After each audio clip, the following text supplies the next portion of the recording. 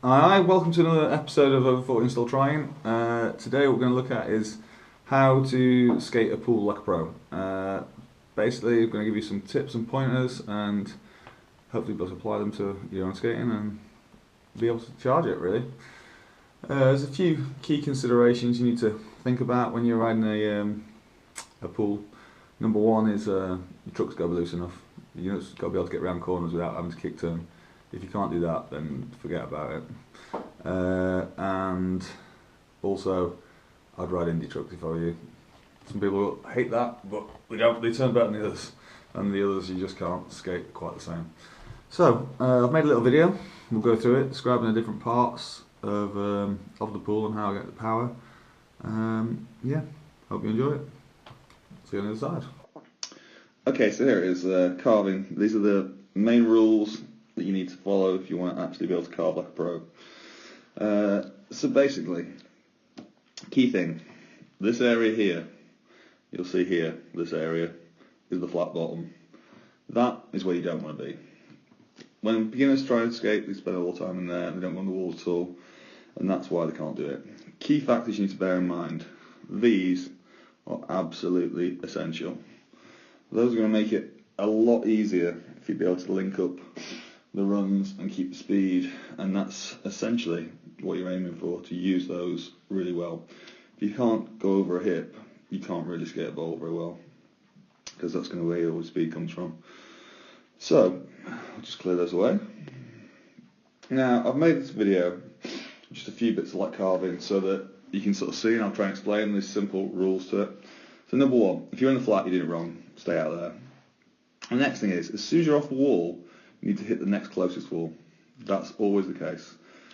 As soon as you wherever it is, you can't have a preset sort of idea, because it may change, but different patterns will crop up again and again. It depends how complex the bowl is. This bowl isn't particularly complex, so it's quite simple, and it's got a square end and two round ends. Now the square ends are generally easier for people when they're beginning to be able to figure out. The round ends are the ones that they find more difficult and they lose more speed in. So, let's have a watch.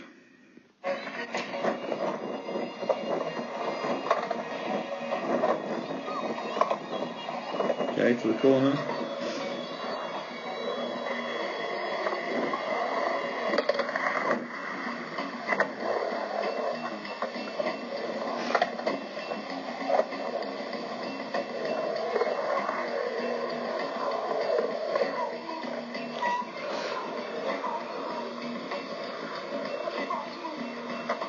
So if you watch that run then, you'd have noticed I did various different lines, different bits of it, and kept going nice and smoothly through.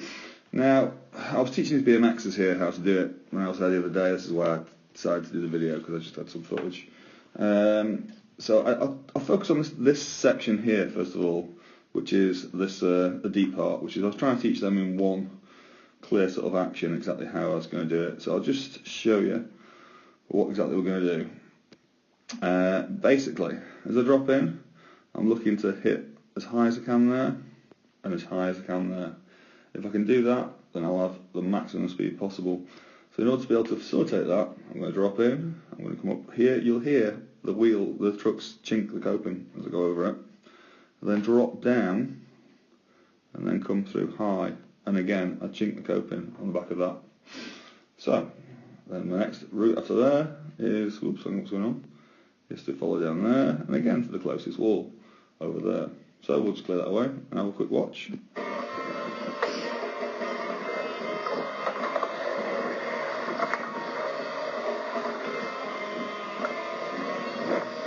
Okay, so that's pretty simple, but you've got to be able to go either way and go as high as you can over those corners. So you can do that, then you've got that end dialed.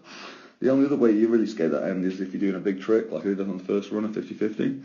That way you would go in more, but if you notice, as I came out, I hit the hips again as high as possible. Again, that's going to be set me up into that range where I can then do whatever I want. So let's watch this next one.